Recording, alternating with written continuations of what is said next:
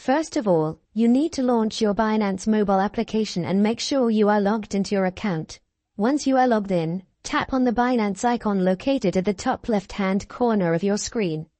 After that, you'll need to select the More Services option. Now, in the search bar at the top, simply type Convert and you will see the Convert option appear. Go ahead and tap on it. Now you will be taken to the conversion page. Over here, in the From section, tap the top arrow button and search for Bitcoin, BTC, then select it. In the To section just below, search for USDT and select it as well. Next, you need to enter the amount of Bitcoin that you want to convert into USDT. Once you enter the amount, Binance will automatically show you the equivalent USDT value. After reviewing everything, simply tap on Preview Conversion. You will then be given a 10-second window to complete the transaction. During this time, all you have to do is tap on the Convert button to confirm.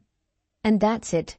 You have successfully converted Bitcoin to USDT on Binance. If you found this video helpful, don't forget to like the video and subscribe to the channel for more easy crypto tutorials. Thank you so much for watching, and I'll see you in the next one.